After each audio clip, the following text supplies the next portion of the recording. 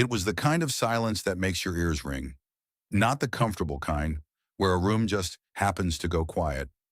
This was the kind where 20 people in a recording studio all stop breathing at the same time because nobody knows what to say next. The kind that follows a word that lands wrong and can't be taken back. Quincy Jones had just told Whitney Houston not to touch the song. This was 1991. The Bodyguard was still in pre-production. Kevin Costner was still trying to convince skeptical executives that a movie built around a pop singer could actually work. And Whitney was still, in the eyes of the industry, a perfectly constructed machine.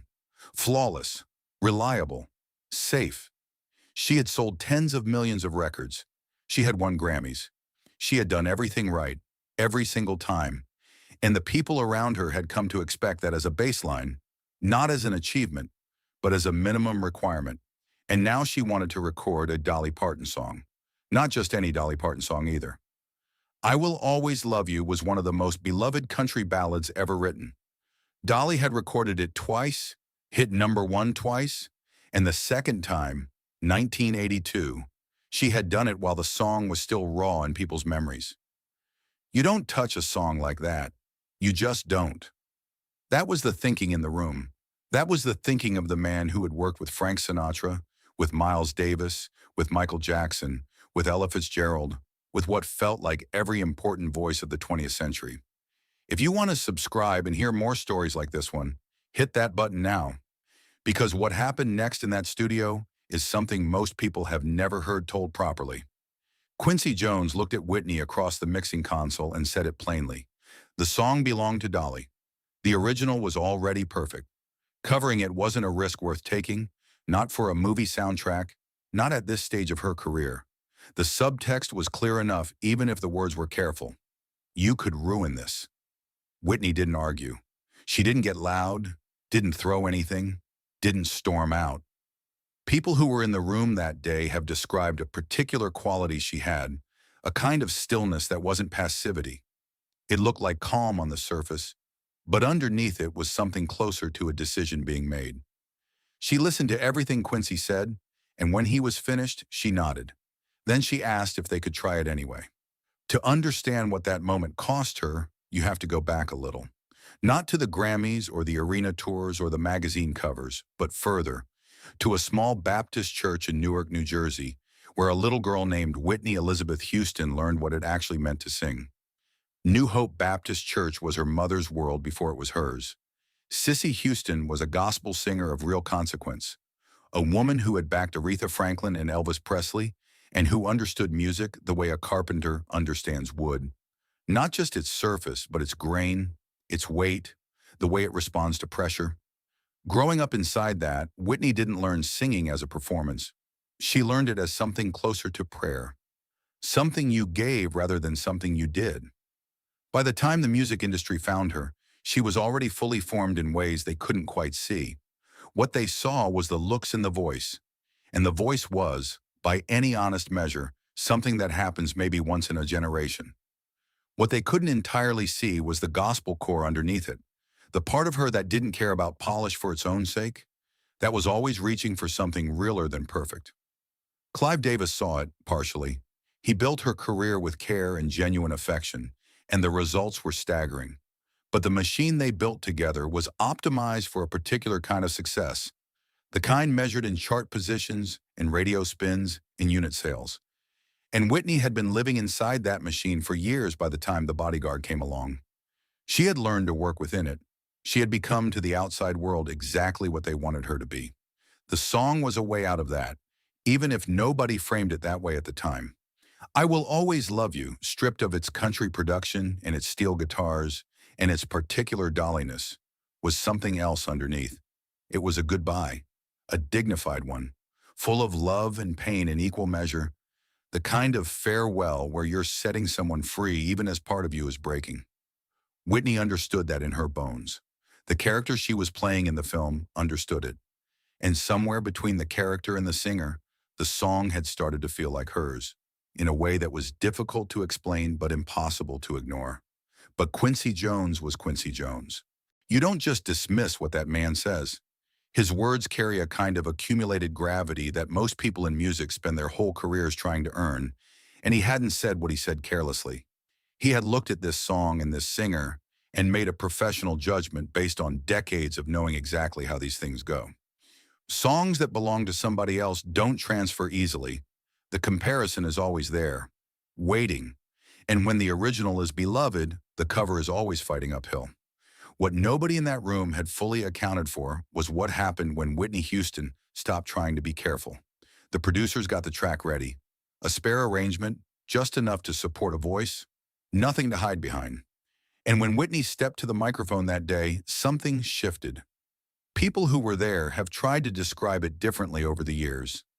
Some call it focus, some call it surrender. One musician who was in the booth said it was like watching someone stop performing and start confessing. Whatever it was, it happened in the first few seconds, before she had even reached the chorus. She sang the opening verse softly, quieter than you'd expect, quieter than the Dolly version, quieter than almost anything on her previous albums. She wasn't announcing herself. She was beginning something, and then she held back. She let the verse breathe. She let the silence between the words do some of the work. If you'd been in that studio expecting the usual Whitney, the one who hit every note like a declaration, you would have been surprised. This was something more patient, something that trusted the song. But then came the chorus. What Whitney Houston did with that chorus on that recording is one of those moments in music that people gesture toward when they're trying to explain what a human voice can actually do. The leap from the verse into an I'm is one of the most famous vocal moments of the entire decade. It sounds, when you hear it, like something physical happened in that room, like the air pressure changed, like gravity briefly suspended itself. The people in that studio went still. Quincy Jones, who had heard everything, who had sat in more recording sessions than most people will ever count, who had watched Frank Sinatra nail a take and Miles Davis find a note nobody knew existed. Quincy Jones stood up from his chair. He didn't say anything for a moment. He just stood there, the way you do when something catches you off guard and your body responds before your mind has time to find words. Later, he would talk about it. He said something to the effect that there are moments in music where the singer and the song find each other, where the voice stops being a tool and becomes the thing itself, and that what Whitney did that day was one of those moments. He had been wrong. He knew he'd been wrong the second he heard it, and there was no version of that day that he would walk back. But in the moment, in that studio, he just stood there. Whitney finished the take. The room was quiet in that particular way again, but different this time. Not the uncomfortable silence of a disagreement hanging in the air. This was the other kind, the kind that follows something true. She opened her eyes. She hadn't been looking at anyone while she sang. Her eyes had been closed, her hands loose at her sides, her whole body somehow both relaxed and entirely present in the way that people who have been singing since childhood learn to be. She looked at the room. She looked at Quincy. He started clapping, not the polite kind, the kind you can't stop. The version of I Will Always Love You that Whitney Houston recorded that day became the best-selling physical single in history by a female artist. The film was a massive hit. The song spent 14 weeks at #1.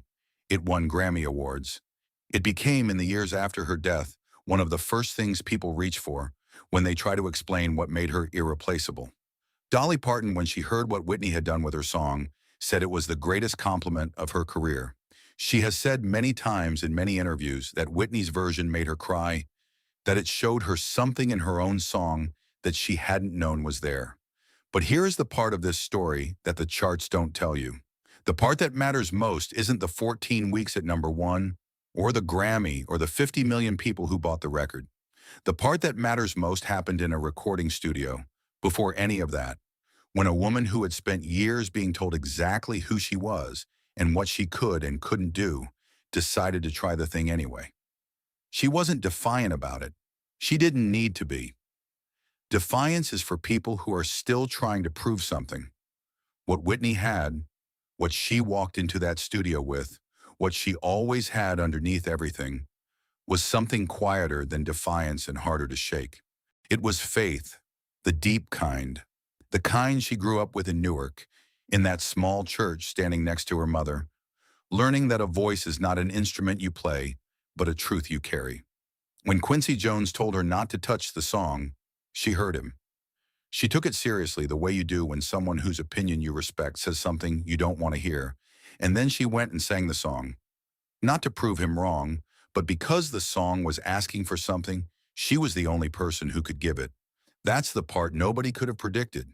Not the high note, not the run, not the moment where the entire room went silent. The part nobody could have predicted was that Whitney Houston, standing at a microphone in 1991, completely set aside every expectation that had been built around her. The careful management, the machine, the safe choices, the proven formula, and just sang. The voice that came out of that was not the voice of a pop star performing a cover version of a country classic. It was the voice of a woman from Newark who had grown up in a church and carried gospel in her chest her whole life, finally given a song big enough to hold everything she'd been carrying. That's what Quincy heard when he stood up from his chair. That's what you're hearing every time you play that song. And that's what Whitney Houston knew, even before she sang the first note, that the song wasn't Dolly's anymore. It wasn't anybody's. It was hers now, and it had always been waiting for her. Have you ever felt the crushing weight of everyone's expectations, only to silence them with your true gift? Tell us your story in the comments below.